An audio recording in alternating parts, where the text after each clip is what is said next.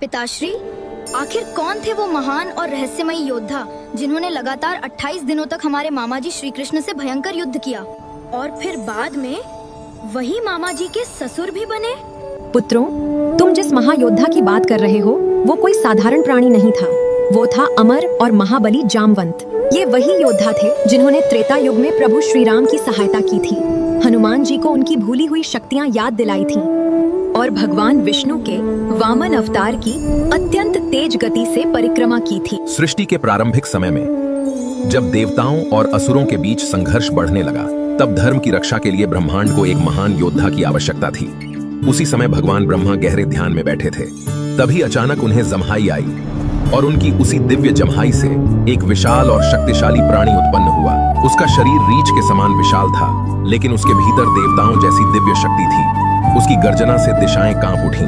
तुम धर्म की रक्षा के लिए उत्पन्न हुए हो। तुम कई युगों तक जीवित रहोगे और भगवान विष्णु के अवतारों की सहायता करोगे। तभी से उसका नाम पड़ा जामवंत। जामवंत केवल बलवान ही नहीं, बल्कि अत्यंत बुद्धिमान और तेज गति वाले भी थे। लेकिन उनकी सबसे अद्भुत लीला तब हुई जब भगवान विष्णु ने वामन अवतार लिया। जब राजा बलि से 3 पग भूमि मांगने के बाद भगवान वामन ने अपना विराट रूप धारण किया और पूरे ब्रह्मांड को अपने चरणों में समेट लिया। तब जामवंत ने इतनी तीव्र गति से भगवान के उस विराट स्वरूप की परिक्रमा की कि देवता भी उनकी गति देखकर स्तब्ध रह गए। समय बीता और त्रेता युग आया। पृथ्वी पर भगवान विष्णु ने श्री राम के रूप में अवतार लिया। जब रावण माता सीता का हरण करके लंका ले गया, तब श्री राम उनकी खोज में वन वन भटकने लगे।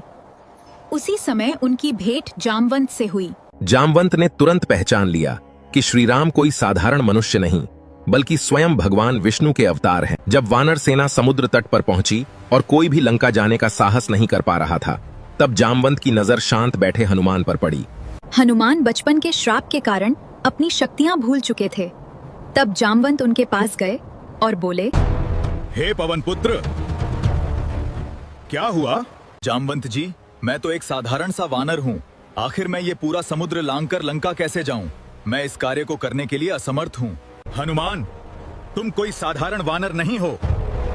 याद करो अपना वो बचपन, जब तुम एक ही छलांग में सीधे सूर्यदेव के पास पहुंच गए थे और उन्हें फल समझकर निगलने चले गए थे। ये सुनते ही हनुमान जी की सारी शक्तियां जाग उठीं।